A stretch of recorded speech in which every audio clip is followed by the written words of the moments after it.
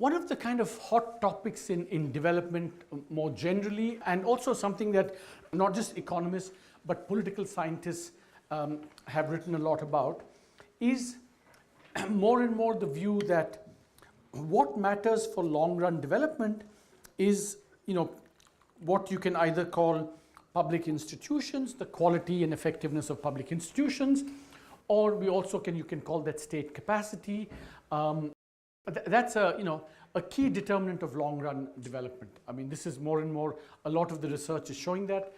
Douglas North, who won the Nobel Prize about 10, 15 years ago, he was one of the pioneers of institutional economics. Since early 2000s, a lot of work has been done in the late 90s.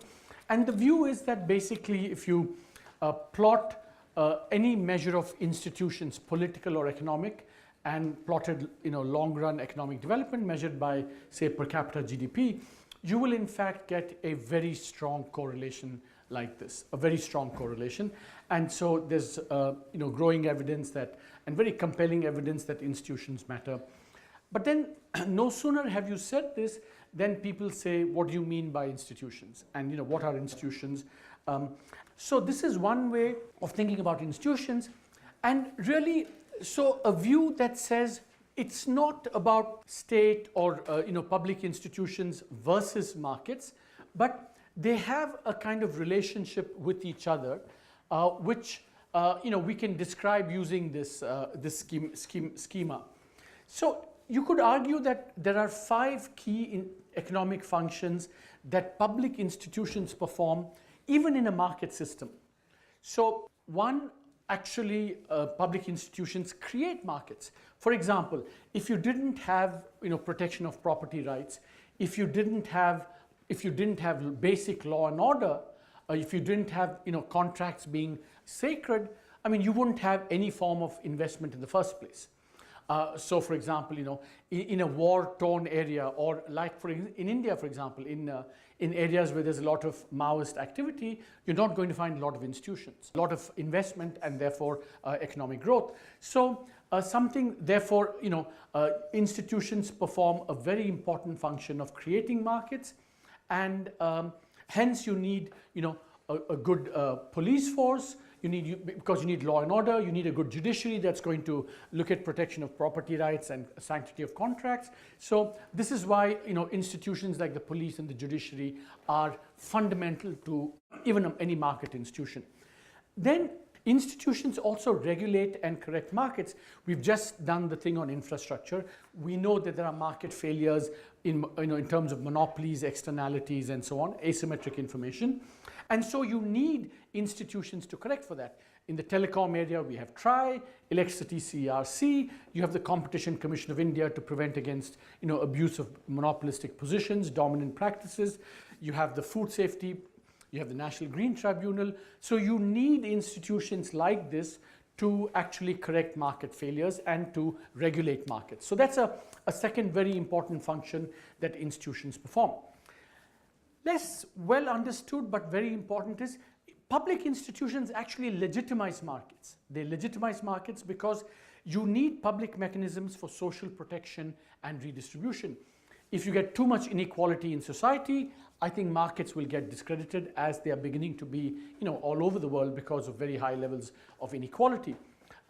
So you need safety nets, and in some ways, of course, you need democracy itself to say, basically you say that at least processes are legitimate, and pensions for old age and poor, government programs, for example, that do redistribution, these are very important for legitimizing markets. And therefore, the corollary is that you need effective bureaucracy to administer good government programs, to administer social safety nets, and so that's another function of institutions. Then institutions stabilize markets. I mean, the RBI, for example, is an institution that maintains macroeconomic and financial stability. Similarly, SEBI, that regulates the stock market. I mean, when we had all these scandals in the stock market, there's a lot of uncertainty, there's a lot of instability, and that too can affect economic activity. So we need institutions like RBI and SEBI. And finally, we need institutions to complement markets. I mean, if you say what is the Chinese government very good at doing? I mean, they're very, very good at providing essential services such as health and education, public goods, public investment, and so on. So once again, you see you need a competent bureaucracy, a competent set of public agents that can deliver on these services that complement markets. So I very much think of public institutions not as, you know, in an antagonistic relationship with markets. And it's a point that, you know, maybe this is not right, but maybe this is how one should think more about states and markets, not as one or the other, but or, you know, how the two can work together to create, you know, the best possible outcomes. And I very much like this way of thinking about them as, you know, what are the functions that public institutions perform? So what I want you to take away from this is that A, it's a kind of, you know, mutually reinforcing potentially relationship. So it's not either or. Second, there are some economic functions that public institutions perform, and they have their counterparts in actual kind of institutions like police, judiciary, you know, regulatory institutions, RBI, an effective bureaucracy, and so on. So you get both this overarching scheme of how you think about these things. You also see what functions they perform in a market system, and also what they translate down to in terms of actual you know, government institutions that you are familiar with and can recognize. What are some indicators of effectiveness of state capacity or public institutions? I mean, I'm just going to run through some. The first, this is a work by Milan Vaishnav at the Carnegie Endowment, and this is something that Professor Devesh Kapoor has done some work on. Is contrary to popular belief, the Indian state is not very big. The problem is that it's probably in some ways not big enough. So this is a measure of, you know, public employees per 10,000 residents, and you find that if you look across the world, I mean, India is, you know, it may not be the lowest. I don't know how it would look if you had all the countries, but certainly India is among the countries that has fewer people. Now, again, this is just a simple indicator. Maybe there are economies of scale in this, and therefore, you know, it may be that bigger countries need fewer employees per population than smaller countries, because, you know, there's some fixed costs in delivering, you know, all these services that I spoke about. But still, India doesn't come out as a country with a, I mean, the Indian state may have a lot of problems, but having too many people is, at least in the aggregate, is not at least the most important one. Another indicator of state capacity is, you know, number of police officers per capita, and amongst the G20 at least, you know, India is again not the, it's well below the median for G20 countries. Armed forces, you know, I like to look at these data because I've never seen them compiled. What you find is that there's actually, you find that Army, Navy, Air Force, especially the Army, huge number of unfilled vacancies, shortage of officers, which tells you that, you know, there's severe understaffing. I mean, just as an aside, if you think about IIT Delhi, India's, you know, it's probably the institutions that made it to the top list. The faculty vacancy in this, I was speaking to the director, in India's premier institution is about 35 to 40%. 35 to 40% staff vacancies there. And this is in India's best institution.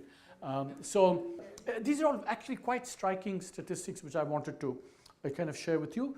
Judiciary, again, same vacancies as percentage of sanction. You look at the high courts, about 45% shortage of staff in the, so again, and it's no surprise therefore that if you look at the backlog of cases, Supreme Court, High Courts, District Courts, I mean, that's not 27 lakhs, that's 27 millions, that's 276 lakhs. Here in the High Courts, it's 38 lakhs of cases you know, that have not been decided yet. So remember now, going back to this, so if you think about this, for example, you immediately see that if you believe that, you know, a judiciary is important to create markets, you know, then you see straight away that something like this, you know, it's not going to be conducive to That's why you'll get the kind of the picture that you saw, the electricity thing, people going around the system. And but in some ways, these are not just statistics, but these are things that really impede economic development in very important ways. So in some ways, you could say the puzzle of the Indian state is this. It's terrific at managing complex tasks, conducting elections, sending a mission to Mars. Think about it. We conduct a census for 1.2 billion people every year. And of course, this is everyone's favorite example. We organize the largest temporary city in the world, the Kumbh Mela. And yet, we fail in relatively simple ones: primary education, public health, water and sanitation. We're effective in managing one of the world's largest armed forces. And please don't tell my colleagues in North Bloc, we're not very effective at managing public service bureaucracies. So now, I have a kind of way of, not explaining this. It's partial explanation, but not explanation. Is that the way I think about is the following. You see, any system of public institutions it works well where there's accountability.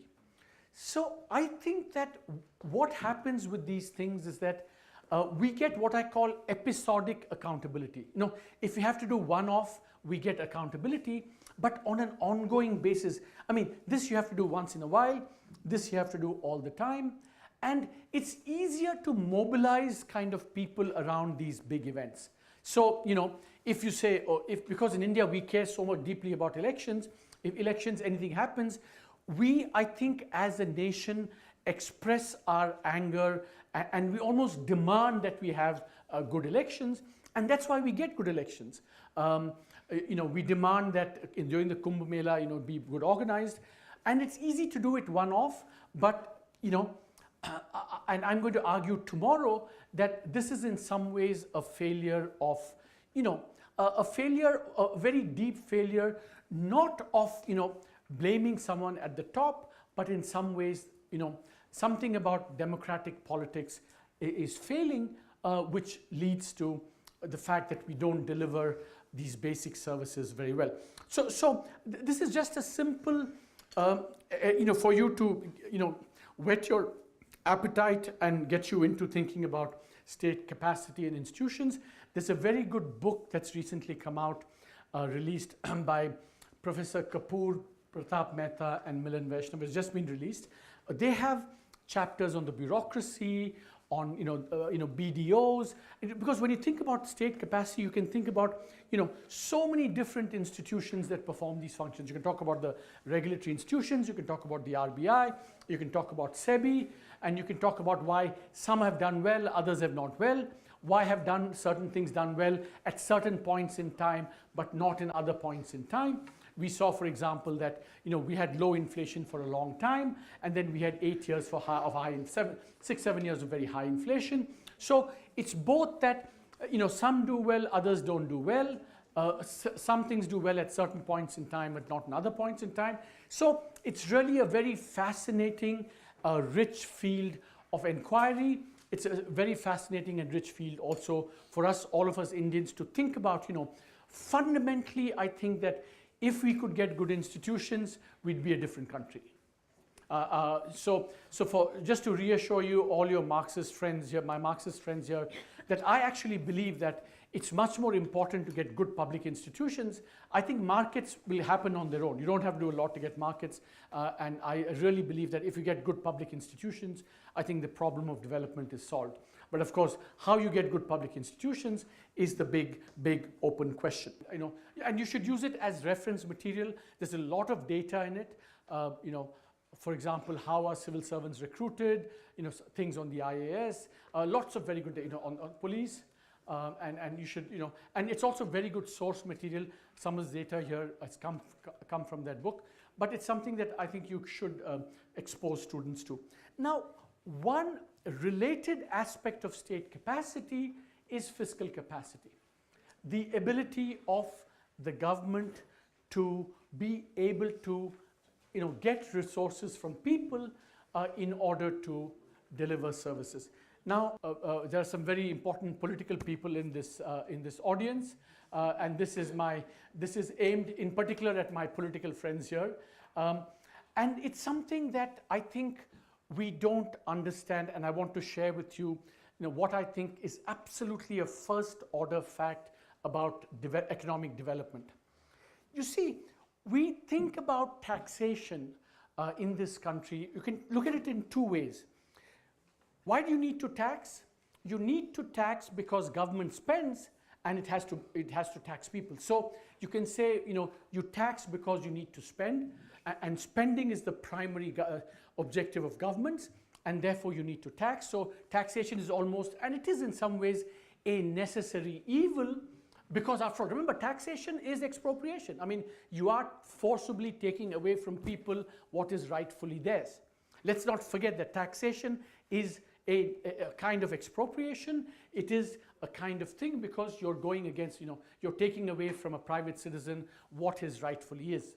But we, as society, we condone that. We say we do this because we think also that the government has to provide health, education, law and order, all the economic functions that a state has to perform. We need to finance that. To me, actually, that is a secondary function of taxation. The first function of taxation, I think, and this relates to some of the themes we have spoken about. See, in every society, citizens have rights which they can expect from the state. As I said, all these services, but they also have some responsibilities. We think of voting as a responsibility. We can also think of paying taxes as a responsibility. Now, but even that I would say is a slightly kind of coercive way of looking at it. The most important reason why I think we need taxation is because taxation is what creates the glue between citizens and state. You see, you get this glue politically via elections, via all kinds of accountability mechanism. You have elections, so the citizen, can hold the state responsible. Similarly, when you pay taxes, you actually have skin in the game to hold the government accountable and responsible. You say, I've done my part of the bargain. You, the state, now you have to fulfill that part of the bargain. And this creates institutions in the long run. The flip side of what I'm saying here is exactly when this is missing, is when you get the natural resource curse and the aid curse and all those forms, that when governments get this money free via tax, via aid or this, they no longer have the incentive to actually create institutions and be accountable to their own people. So taxation is absolutely the economic glue that creates this citizenship between this glue between citizens and states, and historically has been shown to be the key measure or metric by which, or a reason for which, institutions, both political and economic institutions, develop over time. So I think that the perspective on taxation that I would like you to convey to your students, at least one perspective, is that taxation is actually fundamental to political and economic development. Without it, you don't have good economic institutions. Now, a corollary to that is that it does seem to be that there's a difference between economic direct taxes and indirect taxes. I think that when you pay income taxes or fees is when you think you have skin in the game. When you pay indirect taxes, it gets lost. Everyone pays GST, everyone pays VAT, and you don't even know you're paying VAT. But when you pay income taxes, or when you pay certain fees for certain benefits you get from the state, then you say, hey, I've paid for this, I want my due, I want to hold whoever's I'm paying it to actually deliver. So when we say taxation is the glue to development, we also mean that, especially income taxes and fees that we pay are integral to, I say this because, some people think that because income taxes lead to corruption, that we should have no income taxes at all. And that, I think, would actually go against all development experience, and there's a very big literature in development economics that says that state capacity and taxation are very intimately linked, and that state capacity is linked to long-run development, and state capacity is related to taxation capacity. So in turn, taxation capacity is a key ingredient of long-run development. So think of taxes not as something that they do to pay for expenditure, but taxation is our skin in the game as citizens. Just as we hold our politicians responsible for political outcomes, taxation is how we, put ourselves in and hold governments responsible for economic outcomes. This has become a bit of a lecture rather than my brief excursion into, preaching. I have a very preaching tone the last 5 minutes. My apologies for that, but it's partly provoked by the presence of some very powerful people here to whom I want to pass on a message, and I'm joking, of course, but I think this is a perspective on taxation that's very, very important. And when we teach taxation, we completely neglect this perspective. We talk about, what are the distortions, what are the, the corruption, etc., but I think, miss what I think is actually the primary reason why we should have income taxes in every society. And what happens when you don't, you get all the pathologies related to the, natural resource curves. For example, why is it that almost oil, or so many oil economies are dictatorships? It's partly because they have no accountability to the citizens. They can just give out this money free, and so you don't get that accountability. So I think that's a very important insight of development economics that I would like you to keep. Now, I'm going to now also do something now, both to present some facts, but also to kind of highlight a kind of pedagogical, methodological issue that I want to highlight here. Okay, so the question comes up often, does India tax too much or too little? Often it comes up, and you will find that every time. Do we spend too much? Do we tax too much? How do we even assess this question? So I'm going to tell you at the end of this, I'm going to take you through 4 steps and totally confuse you. Because I'm going to tell you that the answer is totally confused, and if you give me a very clean answer, I will fail you in this exam because you haven't understood the complexity of this. So, level 1. One way to look at whether we tax or spend too much, this is from the economic survey. First, let's just look at the total expenditure column. You put up this, you say, India, tax to GDP is 16.6%. By the way, this is both central government and state governments. 16, about 17% of GDP. And OECD 34, emerging market 21.4. So we are well below even emerging markets average. So answer this question at level number 1, India taxes too little. Okay, so that's one perspective. But we know, for example, that that's not the right way to assess. Remember my relative to what question? We know that over time, as countries become richer, they actually tax more. So when you ask this question, you have to say, do we tax too much or too little relative to our level of income?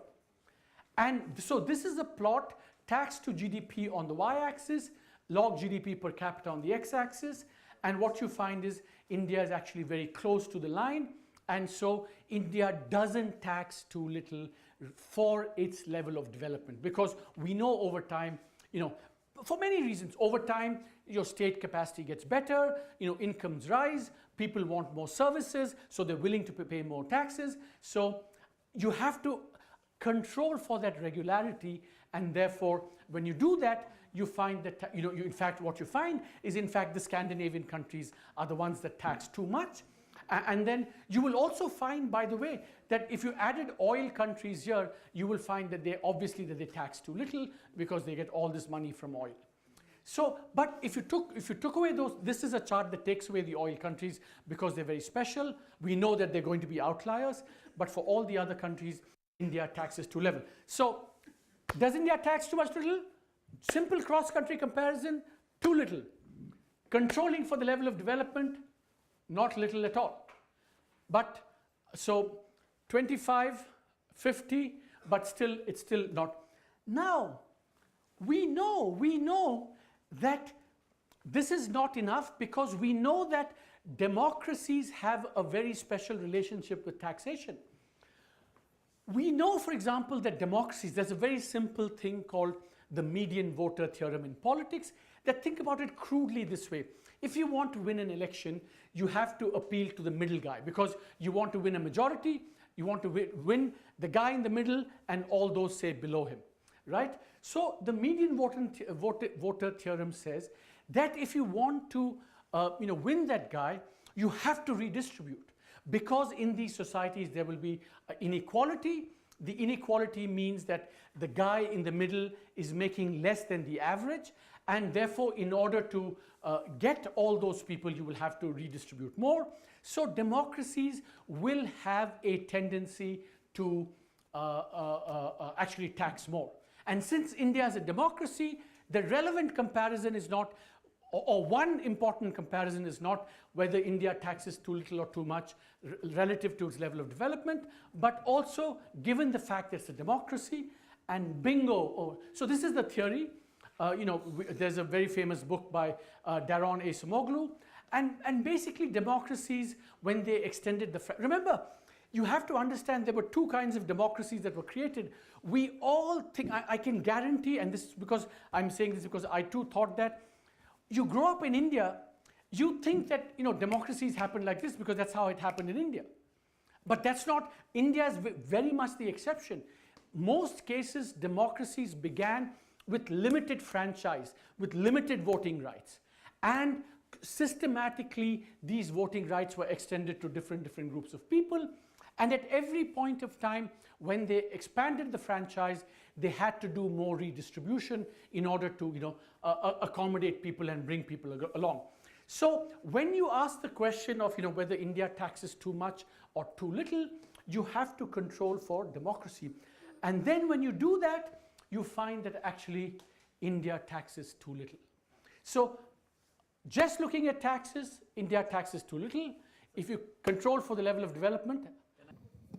So Sina, we charge tax for economic development, but our tax is charged in such a way that poor are paying more tax and rich are less.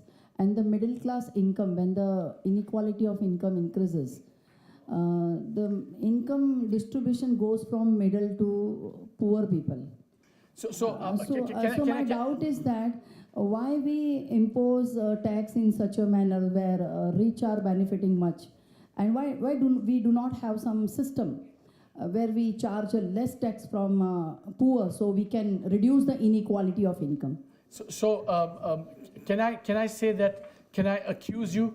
Can I accuse you? Can I accuse you of not listening to me? Remember that when we did the section on middle class subsidies, I said that in terms of income taxes, only the top 5% of Indians pay income taxes. So the poor don't pay income taxes at all. Remember that I told you also that in the CPI basket, about 60% of that goods are exempted from taxes because they are the items of mass consumption. Yeah, but I also said there are some cases where we also give subsidies to the rich. So the two are completely consistent. Gold is a case where we give subsidies to the rich, but that doesn't mean we do it everywhere, because most of the items consumed by the poor are, one, taxed at 0 or very low rates, and the poor don't pay income taxes. See, let's get into whether more broadly the poor benefit or not benefit, but in terms of the data, no politician, you can't use political tactics, a politician's tactic of just conveniently picking the example that suits you. My friend, this is evidence proof. Even my politician friend here doesn't do that. When taxes can be seen as an economic glue, it is easy to understand when we consider the purpose of taxation as price of public goods or public services. But when we consider tax as a tool for redistribution and stabilization purposes, as suggested by Musgrave, then how that economic glue will work? As I just said, you know, glue, if you want to legitimize markets and have sustainability, you need to do redistribution as well. But I'm going to talk about both. See, so remember, so I spoke about the glue, but there's also the redistribution, okay? Tomorrow, I will bring both these things together in the last lecture, how these two fit in. But so please, my friends, I have to, when I come to this, I will answer this question. Please make sure that I answer this, because there's a very deep insight, a deep question in what you just asked, and I'm going to answer that tomorrow because it's very, very important. What you said, how do you balance redistribution with providing public services? It's a brilliant question, and I'll come back to that at the, that's something I will deal with at some length, yeah? Level 1, India pays too little. Controlling for income, it pays too much, doesn't pay too little. Controlling for democracy, it still pays too little. But here's the thing, right? I mean, so at one level you could say, therefore, you know, we don't pay enough taxes. But I think you have to also take into account how these things happened over history. If you look at the history of development of the income tax in other countries, and you know, the size of the state, essentially what you find is that the income tax was instituted in the United States in 1913 at, you know, considerably many years into development. Okay, so it's not that they started taxing very early either. They started, you know, they became independent in 1776. They only had the income tax in 1913. They had a brief period of the income tax during their civil war, but it went away, but basically 1913. Similarly, and so if you compare independent India with post-Civil War America or post-Great Depression America, we are not, and this is, you know, now on the x-axis, we have T means the time. That is, so for India, the clock is going to begin in 1947. For post-Civil War America, T for the green line means, you know, 1865 or something like that. And for the orange line, it would be what, a 1930, 33, whatever it is, we can tell you what it is. But the point is that when you make these assessments, you also have to understand a country's history.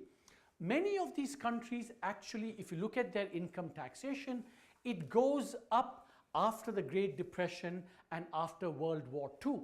So it's not as if, you know, India is particularly bad in some way and these guys were particularly good. They faced these shocks in a way that India didn't, because it is a historical fact, and Charles Tilley is one of the great political scientists. His biggest insight was that war made the state and the state made war, i.e. those countries that had lots of wars had to finance those wars, and therefore they, in order to fight and finance wars, they would raise more taxes. I mean, it's a complete historical fact that in the Civil War in America, the North beat the South. There are all kinds of reasons, but they had many more resources because they could tax more. In the, when Napoleon was king, in the Napoleonic Wars between the UK and France, finally UK could prevail because the UK could raise more taxes by issuing bonds and things in a way that France couldn't. So wars make states and states make war. The fact that India has not experienced shocks of such large magnitudes like wars, so that has in fact actually maybe one of the reasons why we don't tax as much as the states. Also, Western democracies, they got into high levels of income taxes, you know, 150, 200 years into their development process, and so, and India didn't. Now, so level 1 we tax too little, level 2 we don't tax too little, level 3 we tax too little. But if you were really being fair and doing proper historical analysis, it's possible that you could say that India doesn't spend too little. Again, I'm not saying these as, you know, definitive judgments. I'm saying that this is the way you should look at and think about these things over time. And now, this is where we get into the question about the number of taxpayers. So, India, I like to calculate two metrics. One is, of course, you know, the dark blue line is the ratio of taxpayers to voting, this is again income taxes to voting population, and we find that India's thing is very low, and if you compare that in a cross-country context. Now, why do I like to do this? Because to me, this is, political and economic kind of institutions. Political institutions, voting, how many voting age people there are, what fraction of those pay taxes. And so this is one way of thinking about, has our economic and political development gone together? And we find that at least by this metric, we're not. We have far few taxpayers relative to voters than other countries do. So when we control for democracy and this, so we do the full-fledged analysis, you find that in fact there are far fewer taxpayers in India than in other countries, and we calculate that that 4.5 should be more like 23%, but actually we could have an additional 1.65 crore taxpayers than we should. So this is, again, I'm saying this is a kind of rough calculation. Now we come to all the questions that were raised. Now, when someone says, like you rightly said, that you can explain this by saying that agriculture is not taxed, and therefore, but I would raise the question, why shouldn't we? I mean, I'm not, my friends, please don't get me into trouble. But the point is that the question could be, that's either a fact explaining the result, or is a fact that begs a deeper question, why don't we do that? So I think there are two ways of thinking about it.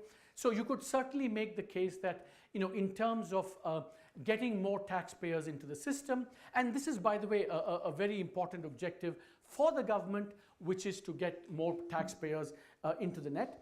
Finally, taxes can be paid in two ways, right? I mean, you can force people to pay taxes through stronger enforcement, or you can get voluntary tax-paying compliance. Now, it is certainly the case that the more people think they are getting public goods or whatever in return for what they do, the more I think people are likely to pay taxes. The more you think, government is very corrupt, government is not doing anything for you, the rich are getting middle class subsidies, my friend only focuses on gold here. So, so if you have, and it's an important point, so if you think that you are not getting real value for money, then you will say, why should I voluntarily comply?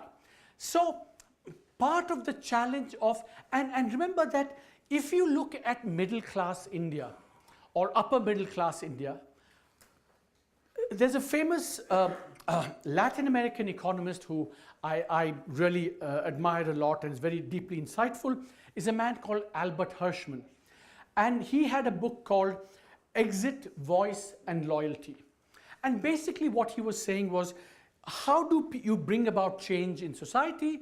You can bring about through voice, which is, you say you fight and fight and fight, through competition, or you basically exit from the state. You exit and say, I don't want anything to do with this, I'm going to do. And when that happens, there is kind of less pressure on the state. So if you notice, for example, middle class, upper middle class India, they will say, government is hopeless, government is, corrupt. I will send my children to private schools. I will live in gated communities. I will get private security, etc., etc. So that is called exit from the state, when you think, for example, that you are not getting enough services from the government. Again, don't get me wrong, I'm not saying right or wrong, but this is, when you think about taxation, I think these are all things that you have to keep in mind, that governments can do it through policy choices, through better enforcement, but ultimately, if you look around the world, in most advanced countries, people basically, obviously there's a lot of tax evasion that's going to happen everywhere, but finally, people pay taxes because they feel it's part of their citizenship duties, but also because they feel finally, they're getting something for their taxes, and that's why you get more voluntary tax compliance. So the lesson for India is that, we have to do many things to, bring more people into the tax net, jam, digitization, going after black money, the sense that there's less corruption, better, essential services. All these are important to bring more and more people into the tax net. And it's not just a matter of, better enforcement, more tougher enforcement and so on. It's a much bigger issue because taxation is a lot about voluntary compliance. It's a lot about what you feel you get from the state and what you don't get from the state. Now, so I've only answered half your question because the punchline I want to reserve for tomorrow, but how do you reconcile this with redistribution as well? So I think this is the kind of perspective that I want you to have on fiscal capacity. So the question is that more and more governments are using kind of behavioral techniques. So the one example that you have is, so what you do is one experiment that they did. The tax department sends a notification to people in a community saying, in your community, 95% of the people pay taxes. So the remaining 5% are then shamed into thinking that they should also pay, and they do tricks like this. Let's move on. I want to do something very quickly on spending. You can do the same, because there is a real criticism against the Indian state that it spends too little, especially on health and education, on social services. Lots of people on the left make this criticism.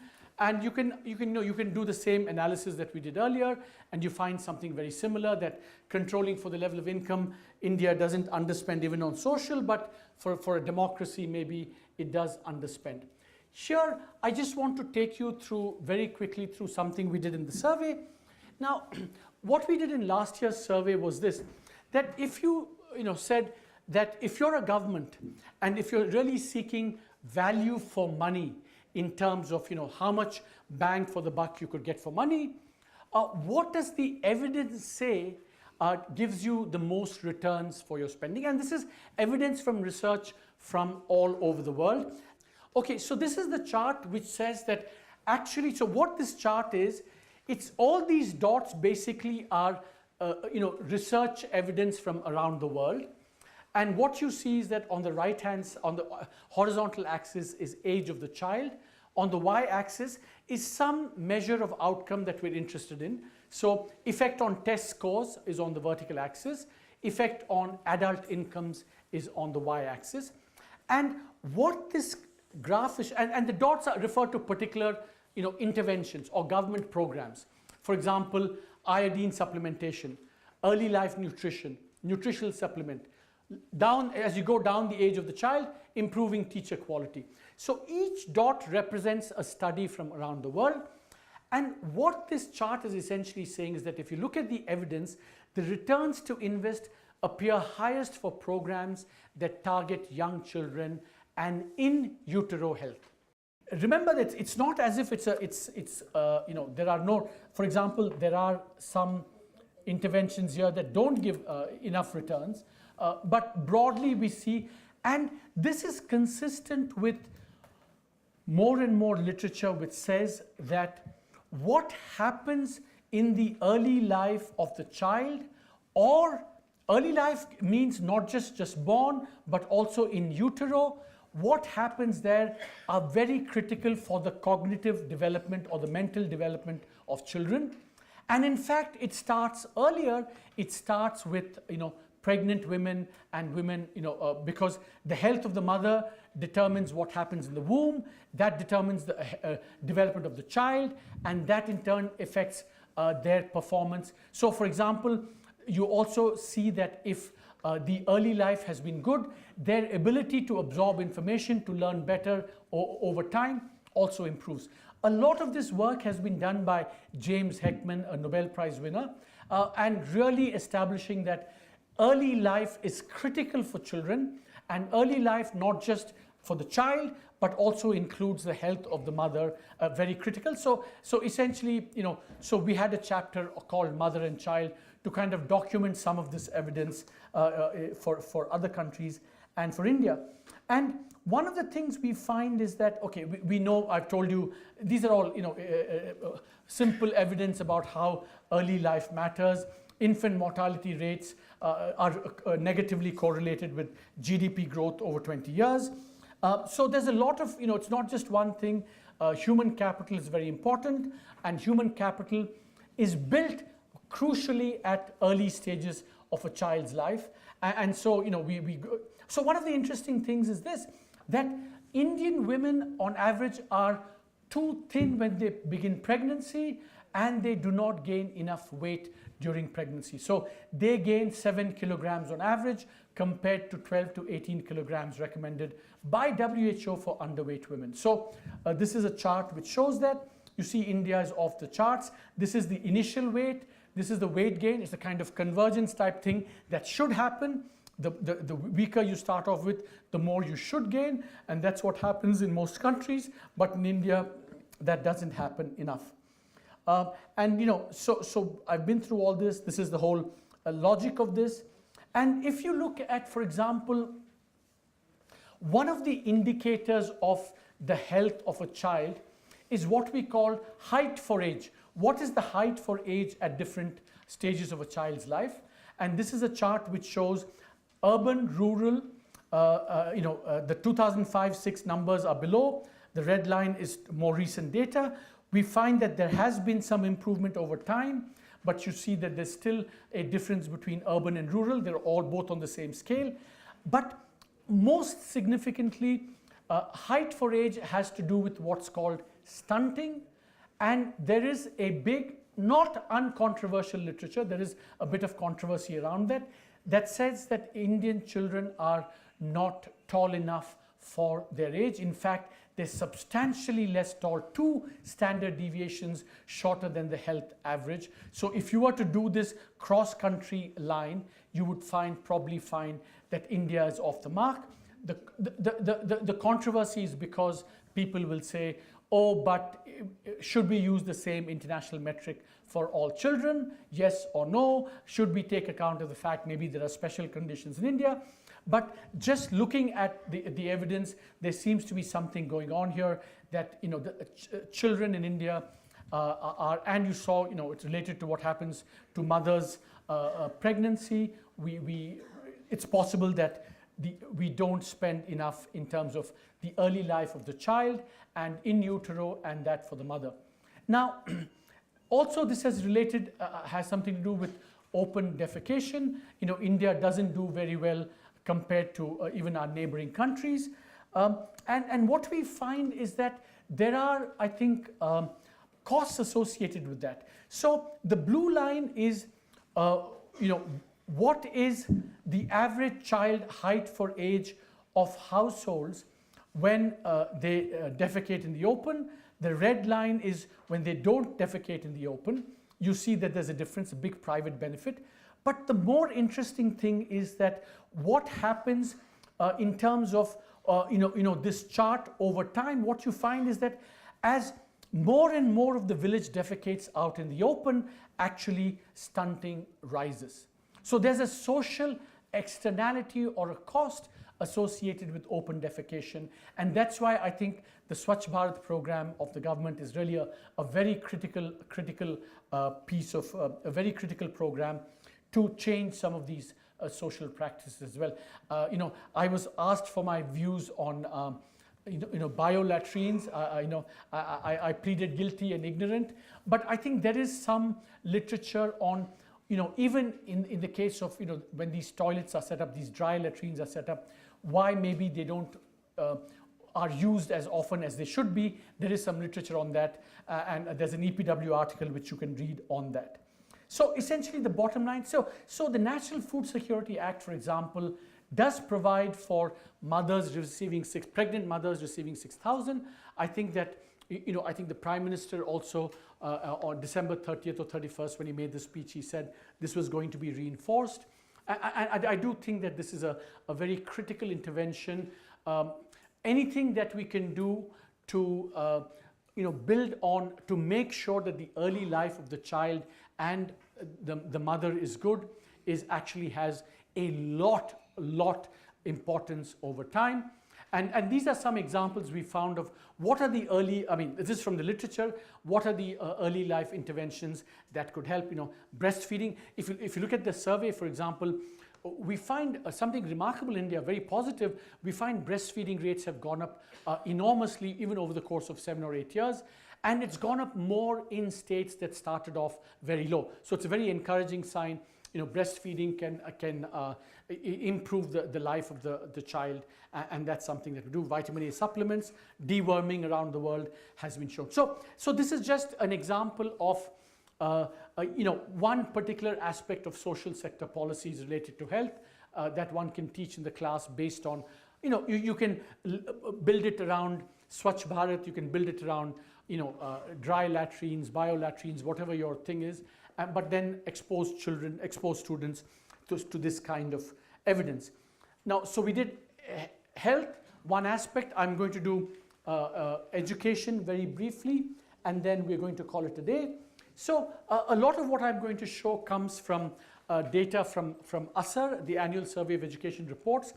And actually, it's a very simple story, but a very powerful story that emerges on education, on primary education in India. What we find is that over time, the physical amenities are improving. Whether you talk about drinking water, toilets, girls' toilets, a library, midday meal, these have been rising over time. I think we need to do more, for example, on some of these things. But there's a steady upward increase in the physical amenities. And enrollment has gone up substantially. So this is a 45-degree line where the axes are scaled perfectly, unlike yesterday's graph. The enrollment in 2006, enrollment 2016. Madhya Pradesh is an outlier for some reason. I don't know why. We should check that. But you see all the states are above the line. And you look at Bihar. I mean, enrollment in 2006 and 2012, just a massive jump in Bihar, which shows that, I think whatever was done during that period had enormous effects, giving cycles, whatever has had some impact in terms of enrollment. And you see, so we want enrollment, of course, to be 100% all over India. We're getting, in some of the southern states, we're getting close, but I think that this is very good news. What we also find is that private school enrollment is rising steadily.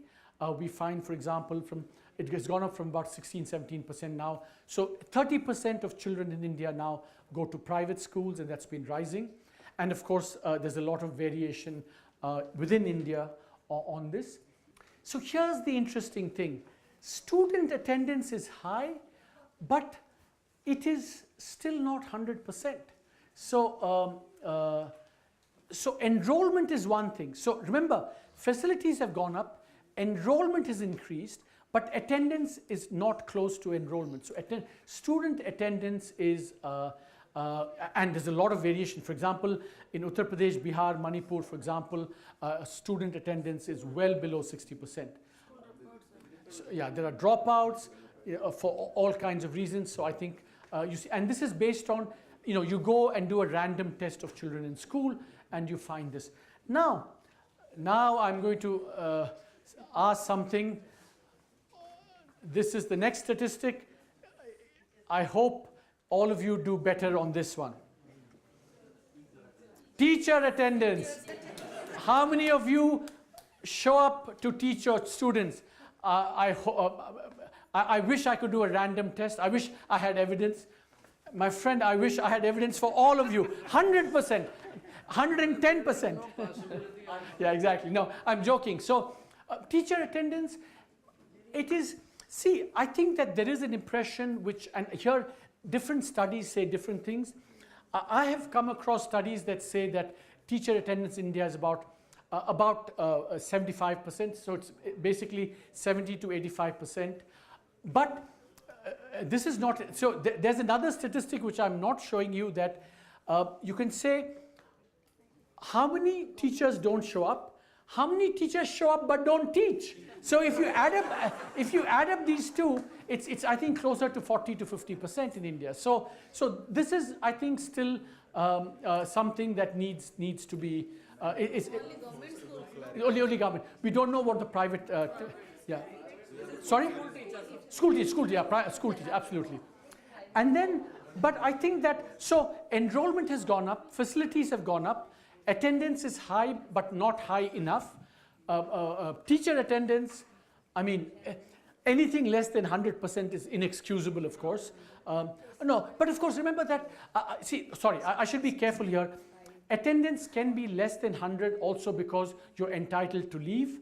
So I think if you factor in leave, maybe it could be a little bit less. But I know that all of you take no leave at all, regardless of circumstances, and you're always there. So for you, the standard should be 100%. I think the most important point is this, and in the latest Economist, they have 2 articles on this as well, that essentially that learning levels are poor. You see this, a number of children in standard 3 who can't do standard 2 text or subtraction. This is 25 and 27%. Look at some of the states, there's a lot of variation, but the average number is very, very low. And most disturbing of all, it's been declining. So in primary education, at least, the overall picture seems to be very clear and simple. We're building more facilities where students are enrolling more. Their attendance is high, but not as high as it should be. Teacher attendance is high, but certainly not as high as it should be. But learning outcomes are, so in some ways the government has now adopted this and said, we have to focus on learning. Niti Aayog, for example, is creating all these indicators across states of what are the learning outcomes, and as a way of putting, kind of peer pressure to create this thing. So this is something that, I haven't done secondary education, I haven't done, higher education. Just not enough time to cover all these things, but in your classrooms, please, you could devote more time to all of these. But the takeaway from today is I want you to first think about what are public institutions, what does it mean to have state capacity, the 5 functions that governments perform, how India does on various measures of state capacity. I want you to think certainly about taxes in a kind of bigger context, not just about evasion, this, that, and the other. I mean, there's a much bigger issue related to taxes, how we should think about taxes, and that's something that I think pedagogically is very important. There are lots of issues in health that I haven't covered. You could do a whole course on health economics, but last year we thought that let's focus on mother and child, which I think it's a. So just as an aside, I have to tell you that a small bit of self-praise for my team and me. The first year we were accused of being capitalists because we focused on subsidies for the poor. Then to satisfy my friend here, I knew he would show up. I said I want to do gold and show that we also give a lot of subsidies to the middle class and the rich. But the other thing that I think that we wanted to do in every survey was to focus on some issue of importance to women, and last year we focused on mother and child. In the latest survey, we have something on also on sanitation for women and things like that, and raised the question about whether women should have some kind of right to physical privacy and so on. So those are issues we raised. But so we focused on that, and of course on education. So think of this module as state capacity, tax capacity, and some aspects on the spending side, health and education, many more issues. But also there were some, I think, important pedagogical things that we talk about. How do you assess even whether things are too high or too low? So I want you to take away many things from this session, and now I'm open to questions. So do you think when we analyze the taxation, whether India is taxing more or less, should the the proportion of employment also come into the picture? What proportion of total population is employed and all? This is one question, and the second is this is regarding the learning outcome in the primary government schools. So when there is a shift from the government school to private school, so we can expect that those who are higher level of income, they're sending their children to the private schools. In that case, unfortunately, probably it's expected that the learning outcome in a percentage term will fall over the time. Why? Because, sorry? Because see, I mean, if those who are richer, even in the rural setup, they'll all send their children in the private schools. Okay, so right? good, very good. So two very good points. The first point was on, taxation relates to employment. I would argue that to some extent, when you therefore say measure tax relative to the level of development, that captures some of that automatically, because in poorer countries you'll have probably less formal employment, and that captures that to some extent, but not captures it perfectly, and you can do more. The second question is a very interesting question. It's what we call a kind of selection effect in economics. So essentially the question is the following, right? That you have government schools and you have private schools. These are data on government schools. So supposing, the rich take people out, you will, and more over time, you might find a natural decline in this. And that's, I think, I don't know whether that's true or not, but that's something that should be checked. The only thing I would say is the following, that it turns out, as an empirical matter, it turns out that the cost of private schools is actually not that high in India, because teachers are paid something like 1/3 or 1/4 in private schools relative to this. We also find, for example, in some work that some Indian and other economists have done, we see very clearly that the growth in private school is not so much related to income levels, but highly correlated with the dysfunctionality of government schools. So there's a strong correlation there. Now, whether that should translate into a declining or thing, that I think we need to study. But both very good questions, yeah. Just a clarification I want. You have chosen height for age every time. But I suppose weight for height is a better indicator than weight for age and height for age?